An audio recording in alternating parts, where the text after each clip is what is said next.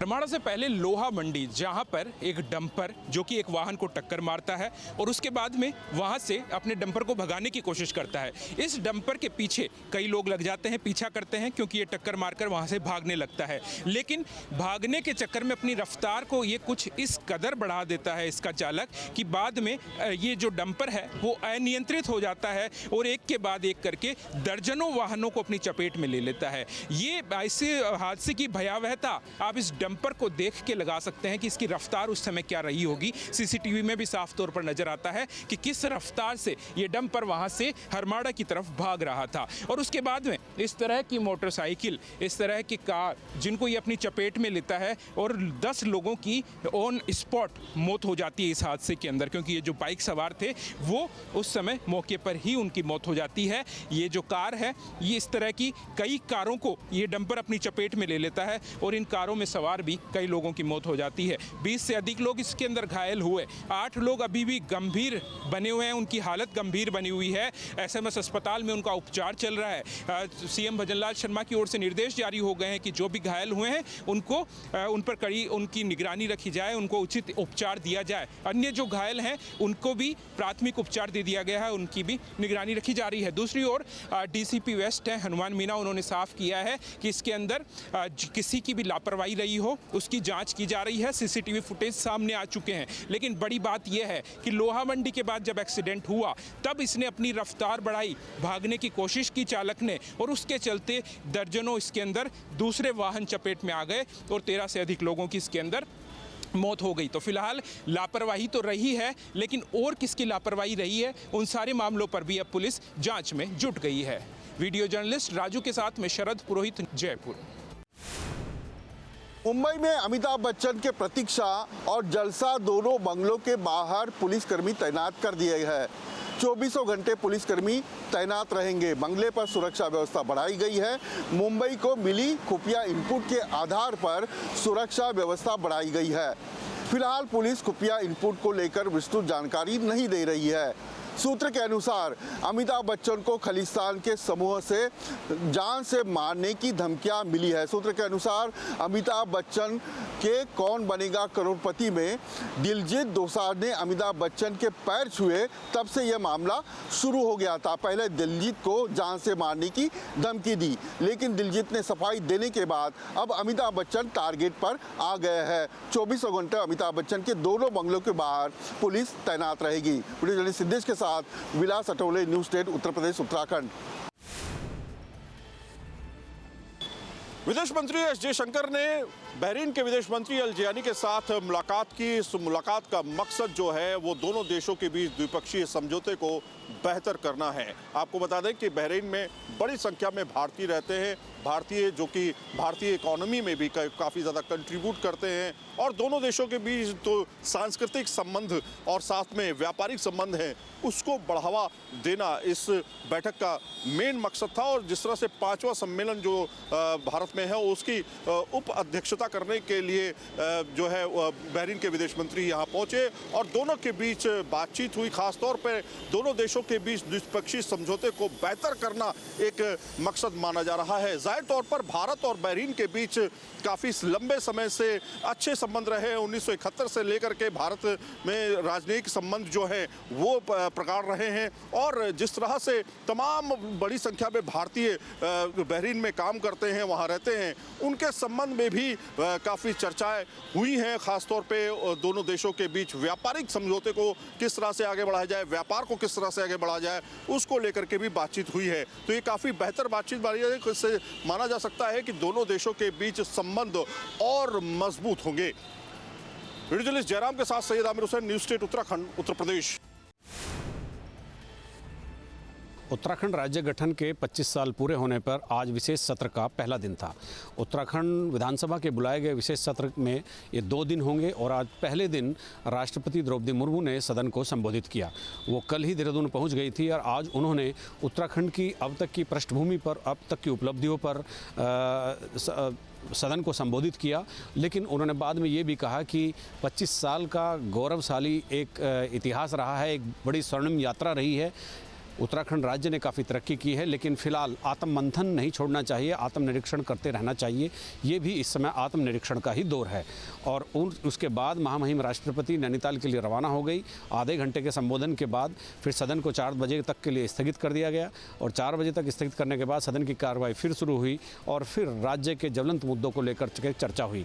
ये सदन विशेष सत्र है और इसमें कोई एजेंडा नहीं है। इसमें केवल राज्य के पिछले 25 सालों में क्या हुआ, क्या नहीं हुआ और अगले 25 सालों में हमें क्या करना है, केवल उसी पर विचार विमर्श होना है। विधानसभा के हर सदस्य को बोलने के लिए 10-10 मिनट का समय दिया गया है और जैसे ही आज राष्ट्रपति का संबोधन खत्म हुआ तो फिर उसके बाद आभार अभिभाषण में मुख्यमंत्री पुष्कर सिंह धामी, स्पीकर ऋतुभूषण खंडूड़ी और नेता प्रतिपक्ष ने भी उनका आभार व्यक्त किया। अब ये सदन कल और चलेगा और कल उन तमाम मुद्दों पर चर्चा होगी जो राज्य को आगे ले जाने में सहायक साबित होंगे। अपने सहयोगी कैमरामैन सोनी कुमार के साथ न्यूज स्टेट के लिए देहरादून से अजीत सिंह राठी। उत्तर प्रदेश के मुख्यमंत्री योगी आदित्यनाथ ने एक बार फिर से बिहार में बड़ा हमला आरजेडी और कांग्रेस पर बोला। देखिए, अपने जनसभा को संबोधित करने के दौरान योगी आदित्यनाथ ने अप्पू, पप्पू और टप्पू का जिक्र किया। देखिए, सीधे तौर पर अखिलेश यादव, तेजस्वी यादव और राहुल गांधी का जिक्र किया। साथ ही साथ ये भी बोला ये लोग परिवारवाद, जंगलवाद का बढ़ावा देते हैं। साथ ही साथ 370 हटने के बाद जो विरोध है इन लोगों ने किया। आपने गांधी जी के 3 बंदरों के बारे में सुना होगा। गांधी जी के 3 बंदर थे। गांधी जी ने तो उनको उपदेश दिया था, बुरा मत देखो, बुरा मत सुनो और बुरा मत बोलो।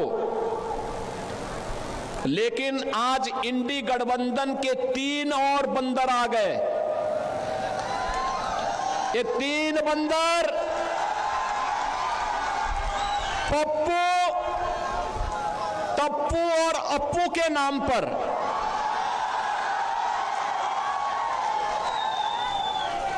पप्पू, टप्पू और अप्पू के नाम पर पप्पू सच बोल नहीं सकता, अच्छा बोल नहीं सकता, टप्पू अच्छा देख नहीं सकता और अप्पू सच सुन नहीं सकता। इन लोगों को एनडीए सरकार के द्वारा किए गए विकास दिखाई नहीं दे रहे, उसकी खुशबू इनको सुनाई नहीं दे रहा है, दिखाई नहीं दे रहा है। लगातार स्टार प्रचारक योगी आदित्यनाथ बिहार में जनसभाओं को संबोधित कर रहे हैं और आज जनसभा को संबोधित करने के दौरान ये तमाम शब्द जो हैं वो योगी आदित्यनाथ के थे। वीडियो जर्नलिस्ट सतीन कुमार के साथ Utkarsh, News State, UP UK. Bihar विधानसभा चुनाव में अब लालू यादव की एंट्री हो चुकी है। लालू यादव दानापुर विधानसभा क्षेत्र में रोड शो कर रहे हैं। देखिए, अपने पुराने अंदाज में लालू प्रसाद यादव जो है वो नजर आ रहे हैं। ये देखिए, वो ट्रक है लालू यादव का जिसमें खुद लालू यादव मौजूद है और देखिए चारों तरफ से समर्थक जो है वो आपको नजर आएंगे। अंदर देखिए लालू यादव हैं और दोनों उम्मीदवार जो है वो आपको नजर आएंगे। किस तरीके से जो है वो यहाँ पर आपको नजर आ रहे हैं। ट्रक में बैठकर जनसभा रोड शो जो है वो लालू यादव कर रहे हैं। अंदर तमाम लोग हैं जो प्रत्याशी हैं वो आपको नजर आएंगे, तमाम कार्यकर्ता जो हैं वो आपको नजर आएंगे और लालू यादव जो हैं वो दानापुर विधानसभा क्षेत्र में रीतलाल यादव और तमाम जो महागठबंधन के प्रत्याशी हैं उनके लिए आज जो रोड शो है वो कर रहे हैं। ये देखिए भीड़ लालू प्रसाद यादव को देखने के लिए जो है वो नजर आएगी आपको। ये लंबी कतार जो है वो लालू यादव को देखने के लिए पहुंची हुई है। ये रोड शो जो है वो काफी अहम है और लालू यादव जो है वो पूरे दानापुर विधानसभा में जनसभा जो है वो करने वाले हैं। एक बार आप ये तस्वीर देखिए किस तरीके से जो लालू यादव हैं वो यहाँ पर आपको नजर आएंगे। ये देखिए कार्यकर्ता जो हैं वो आप देखिए किस तरीके से सभी लोग जो हैं यहाँ पर पहुंचे। लालू यादव का क्रेज जो है वो आज भी आपको नजर आएगा। ये लंबी कतार जो है वो लोगों की है। लालू यादव जो है वो यहाँ से निकल चुके हैं। रोड शो जो है लालू यादव का चल रहा है। बस के अंदर बैठकर लालू यादव जो है वो यहाँ पर रोड शो कर रहे हैं। इस वक्त की तस्वीर हम दानापुर विधानसभा से आपको दिखा रहे हैं। लगातार जनता के बीच और जनसंपर्क कार्यक्रम जो है वो किया जा रहा है। वीडियो जर्नलिस्ट सतीन कुमार के साथ उत्कर्ष, दानापुर।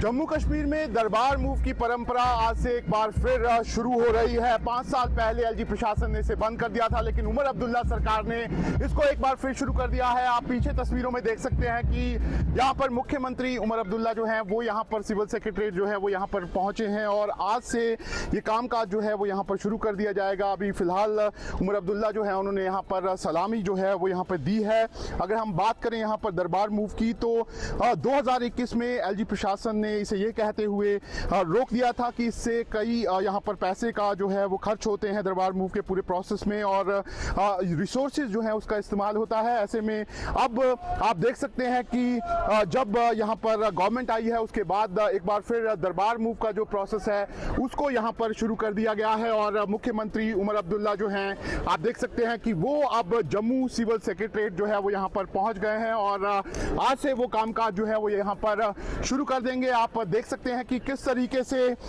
जो जम्मू कश्मीर में नई सरकार आई है उसने जब यहाँ पर मैनिफेस्टो बना था उस मैनिफेस्टो में उन्होंने साफ तौर पर कहा था कि वो दरबार मूव की परंपरा जो है उसको फिर से शुरू करेंगे। ऐसे में सरकार ने आदेश जारी किया और उसे एलजी ने अप्रूव कर दिया और आज से जम्मू कश्मीर में एक बार फिर दरबार मूव का प्रोसेस जो है वो शुरू हो गया है और सरकार अब जम्मू जो है वो यहाँ पर पहुंच गई है। शाहनवाज खान, जम्मू। चुनाव आयोग की तरफ से विशेष पुनरीक्षण अभियान की शुरुआत 4 नवंबर से शुरू होगा और 9 दिसंबर तक ये चलेगा।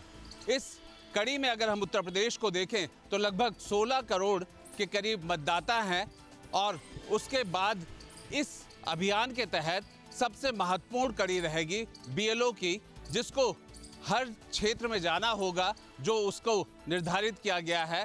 2 प्रपत्र होंगे जिसके तहत उस फॉर्म को भरना होगा जिसमें सारे डिटेल होंगे, आधार कार्ड से लेकर के मकान और घर परिवार सारा विवरण देना होगा जिससे मतदाता सूची को बेहतर किया जा सके। 9 दिसंबर को ये सूची पूरी कर ली जाएगी और उसके बाद बीएलओ द्वारा जो सूची बना दी जाएगी उसे चुनाव आयोग की तरफ से फिर आपत्ति के लिए और लोगों को उसमें किस तरीके की दिक्कत है उसके लिए ये शिकायतें भी आमंत्रित की जाएंगी। वीडियो जर्नलिस्ट सूफी खान के साथ Alok Pandey, News State, Lucknow. UP 112 ने उत्तर प्रदेश में अपराध को रोकने में एक बड़ी कामयाबी हासिल की है। 75 जिलों में 112 की सर्विसेज हैं और किसी भी वक्त जब मुश्किल का हो, कठिनाई का हो, रात का हो तो 112 की सर्विसेज ने हमेशा अपराधियों को रोका है, अपराध होने से बचाया है और अब इस यूपी 112 के सर्विस में ईएलएस सिस्टम, एक नई सिस्टम की शुरुआत होने जा रही है। नवंबर में इसका ट्रायल होगा और साथ में शुरुआत भी हो जाएगी। ईएलएस का मतलब है इमरजेंसी लोकेशन सिस्टम। कोई भी रात में या किसी भी वक्त और कहीं सुनसान जगह से किसी तरीके की दिक्कत आती है और फ़ोन किया जाएगा तो 112 पे वहाँ से ईएलएस के माध्यम से लोकेशन अपने आप ट्रैक कर लिया जाएगा जिस व्यक्ति ने जिसने फ़ोन किया है और वहाँ पुलिस की गाड़ी 112 तेज़ी से पहुँचेगी। साथ में जिसने फ़ोन किया है उसके पास भी लाइव लोकेशन आ जाएगा कि 112 की गाड़ी कहाँ तक पहुँची है।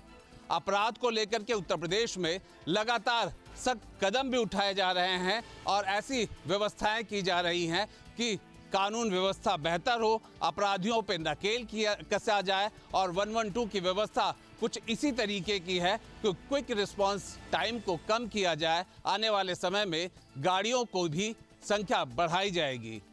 वीडियो जर्नलिस्ट सूफी खान के साथ आलोक पांडे, न्यूज़ स्टेट, लखनऊ।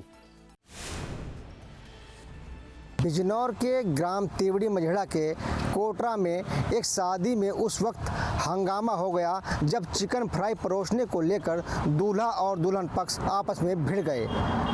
जैसे ही बारात द्वार पर पहुंची, बाराती खाने पर टूट पड़े। चिकन फ्राई के काउंटर पर भीड़ इतनी बढ़ गई कि प्लेट लेने को लेकर कहासुनी हो गई। देखते ही देखते मामूली विवाद रणभूमि में बदल गया और जमकर मारपीट हुई। दोनों पक्षों के लोगों ने एक दूसरे पर जमकर कुर्सियां और थालियां चला दी। इस झगड़े में कई लोग घायल हुए हैं। जिन्हें स्थानीय अस्पताल में भर्ती कराया गया है। हालात इतने बिगड़ गए कि पुलिस को मौके पर बुलाना पड़ा। पुलिस ने किसी तरह से माहौल शांत कराया और सुरक्षा व्यवस्था में शादी की बाकी रस्में पूरी कराई गई। Mahendra Dhaka, News State, Bijnor. वाराणसी के मलदैया स्थित इसी रेस्टोरेंट और पब से शनिवार की रात एक व्यक्ति की बहसा-बहसी हुई और उसके बाद बताया जाता है कि 8 मंजिला ऊपर इस रेस्टोरेंट के वो नीचे आ गिरा और उसकी मौत हो गई। इस पूरी कहानी में पहले पुलिस ने ये बताया कि ये जो व्यक्ति था ये रहने वाला तो बिहार का है, पर वाराणसी के रामकटोरा में ये ट्रांसपोर्ट की एक कंपनी चलाता है और ये यहाँ पर आया था और कुछ लड़कियों से छेड़खानी की और उसके बाद लड़कियों की शिकायत पर इसे बाउंसरों ने बाहर निकाल दिया और उसके बाद पता नहीं कैसे वो 8वीं मंजिल पर गया और वहाँ से वो नीचे आ गया। फिलहाल इसे एक संदिग्ध परिस्थितियों में मौत बताई जा रही है। वहीं अज्ञात पर केस भी दर्ज किया गया है। पर कहानी तब और उलझ जाती है कि जहाँ पर ये रेस्टोरेंट और पब है यहीं के पास दीवार पर खून से B2 लिखा हुआ है। तो आखिर B2 का मतलब क्या है? क्या उसी मरने वाले शख्स ने खून से B2 लिखा? ये भी बताया गया कि 2 बाउंसरों ने उसे वहाँ से निकाला था। क्या B2 का मतलब 2 बाउंसर हैं? इसके अलावा जो उसके नीचे का फ्लोर है उस फ्लोर का नाम भी B2 है। तो आखिर B2 की नाम की गुत्थी क्या है ये भी सुलझाने में पुलिस लगी हुई है। हालांकि जो मौत हुई सूरज सिंह की, उसके भाई का साफ तौर पर कहना है कि ख़राब खाने की शिकायत को लेकर के वो वापस गया था उसका भाई और उसने शिकायत की। इस दौरान उससे मारपीट की गई और कहीं ना कहीं उसे ऊपर से फेंक दिया गया। अब इसमें सच्चाई कितनी है ये तो पुलिस की तफ्तीश में पता चल पाएगा। फिलहाल पहले तो पुलिस छेड़खानी का मामला बताकर चल रही थी, पर छेड़खानी की शिकायत करने वाली महिला कौन है, क्या उसका बयान दर्ज हुआ कि नहीं हुआ, इस पर भी अभी संशय है। इस पर भी पुलिस के सामने कोई बयान सामने नहीं आए हैं। तो जाहिर सी बात है इस मौत की गुत्थी उलझी हुई है। जैसे जैसे जांच आगे बढ़ेगी वैसे वैसे इस पूरी मौत की गुत्थी सुलझेगी। वीडियो जर्नलिस्ट शिवम मिश्रा के साथ Sushant Mukherjee, news state, Varanasi. Dating app पर दोस्ती कर एक युवती ने नोएडा के सेक्टर 62 में रहने वाले इंजीनियर से 66 लाख रुपए की ठगी कर ली।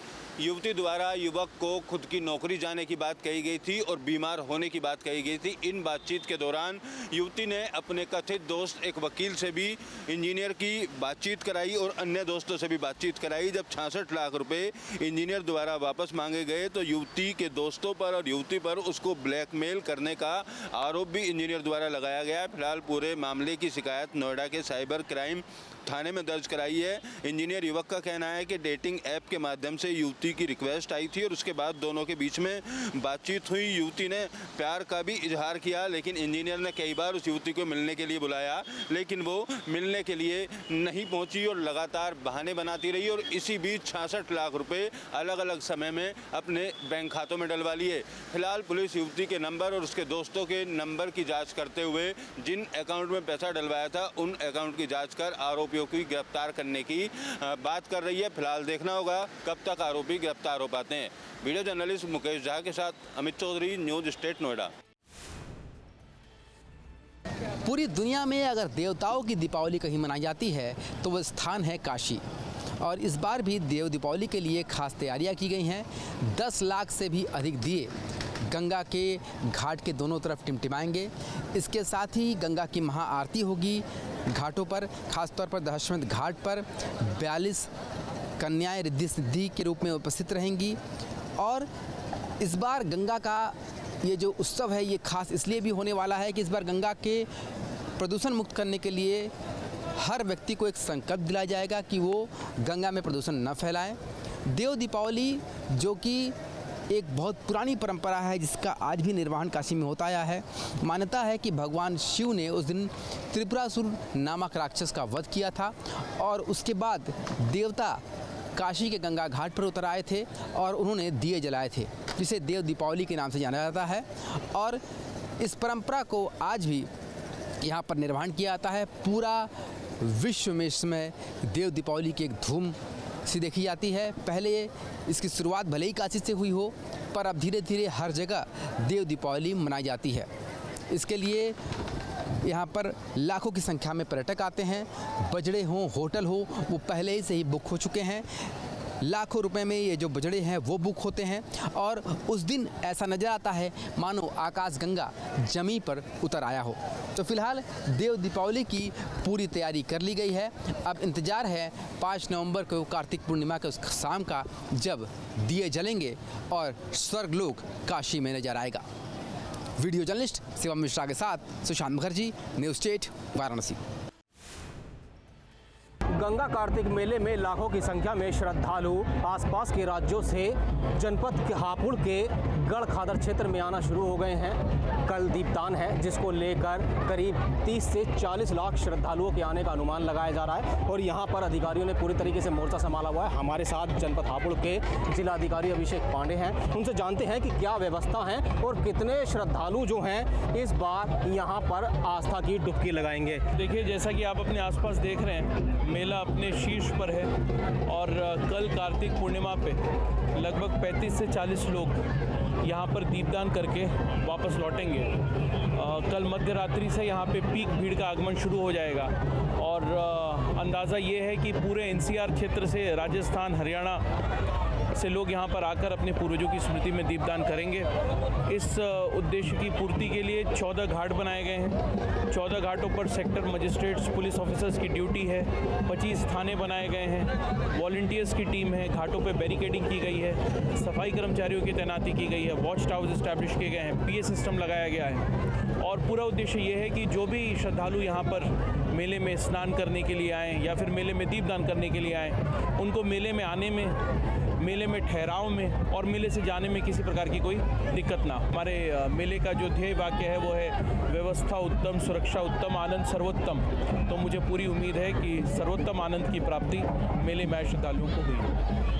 तो आपने देखा कि पश्चिमी उत्तर प्रदेश का सबसे बड़ा मेला इस समय गंगा के रेतीले मैदान पर लगा हुआ है। यहाँ तंबुओं की नगरी बस गई है और हमारी जो बात हुई वो जिलाधिकारी अभिषेक पांडे से हुई। उनका कहना है कि श्रद्धालुओं की सुविधा के लिए हर तरीके से सुविधा उपलब्ध है। उनकी सुरक्षा को लेकर यहाँ पर पुलिस प्रशासन तैनात है। श्रद्धालुओं को किसी भी प्रकार की परेशानी नहीं होने दी जाएगी। मैं Charanjit, news state. Noida Delhi NCR में बढ़ते वायु प्रदूषण को देखते हुए Noida traffic police alert mode में है, जहां नोएडा, ग्रेटर नोएडा की सड़कों पर पॉल्यूशन फैलाने वालों के खिलाफ लगातार कार्रवाई हो रही है, जिसमें 213 यानी कि जो चालान काटे गए हैं वाहनों के। दिल्ली बॉर्डर पर PS3 वाले जो वाहन हैं दिल्ली में प्रवेश करने से रोका जा रहा है। लगभग 41% संबंधित वाहनों के जो चालान काटे गए हैं और ऐसे में कुल मिलाकर 11,41,000 रुपए के चालान काटे गए हैं, जो बिल्कुल पॉल्यूशन फैला रहे थे। जैसा कि आप अवगत हैं, हमारा यातायात जागरूकता का माह भी चल रहा है लगातार परसों से, और विगत 2 दिनों में हमने 213 ऐसे वाहनों का चालान कराया है जिनके विरुद्ध कार्रवाई हुई, जो कि पॉल्यूशन को बढ़ा रहे थे, उसके मानक को पूरा नहीं कर रहे थे। इसके साथ ही साथ जो BS3 के नीचे की कमर्शियल व्हीकल को दिल्ली में बैन किया गया है, दिल्ली में प्रवेश न होने पाए, उसको लेकर हमारे तीनों बॉर्डर पर लगातार चेकिंग चल रही है। 0 पॉइंट पर चेकिंग चल रही है। 41 वाहनों को वापस किया, उनके विरुद्ध कार्रवाई करवाई। ये कार्रवाई हमारी लगातार चलती रहेगी और बढ़ते पॉल्यूशन को देखते हुए पूरी सक्रियता से, पूरी सघनता से इस बात की चेकिंग विभिन्न स्थानों पर की जा रही है। हालांकि इस मामले में DCP ट्रैफिक ने कई टीमों का गठन किया है। पॉल्यूशन फैलाने वालों के खिलाफ लगातार कार्रवाई हो रही है। जहां नोएडा, ग्रेटर नोएडा में हवा लगातार प्रदूषित हो रही है, वहीं AQ1 350 के पार पाया गया है। लगातार ट्रैफिक पुलिस इस मामले को लेकर सख्त है और पॉल्यूशन विभाग भी कहीं ना कहीं बड़ी कार्रवाई करता हुआ नजर आ रहा है। आपको बता दें, लगातार जिस तरीके से पॉल्यूशन का स्तर तेजी से बढ़ रहा है, उसको लेकर प्राधिकरण लगातार छिड़काव कर रही है। पानी के छिड़काव नगर पालिका से लेकर प्राधिकरण छिड़काव करते हुए नजर आ रही है, जो पॉल्यूशन को कम करने के लिए लगातार पेड़ों पर भी पानी मारा जा रहा है। हालांकि प्रशासन की तरफ से गाइडलाइन भी जारी की गई है, जो पॉल्यूशन में के समय यानी कि सुबह और शाम मॉर्निंग वॉक पर भी जाने से बचें और मास्क का प्रयोग करें। ग्रेटर नोएडा से तरुण भराना, न्यूज़ स्टेट उत्तर प्रदेश। जहां भक्ति है हर शब्द में, कथाओं में छुपे हैं दिव्य रहस्य और ज्योतिष देता है जीवन को दिशा। धर्म से जुड़ी हर बातों को जानने के लिए हमारे चैनल स्तुति को सब्सक्राइब करें। चैनल पर जाने के लिए इस लिंक पर क्लिक करें।